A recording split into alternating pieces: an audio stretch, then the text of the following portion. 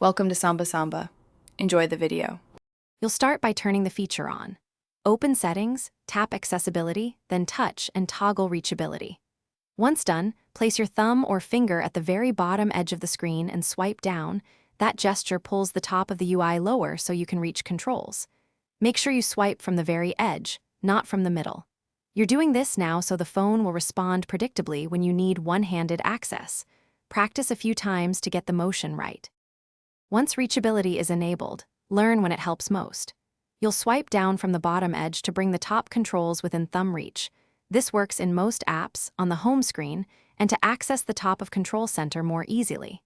You can pair it with one-hand keyboard or assistive touch if you need extra reach.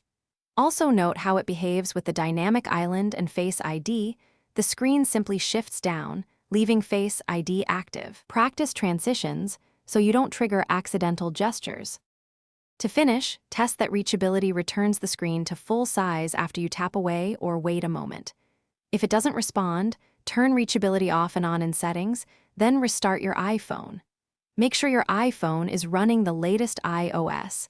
System updates often fix gesture bugs. As a fallback, enable Assistive Touch for a persistent on-screen menu you can tap to simulate Reachability. If problems persist, a quick restart or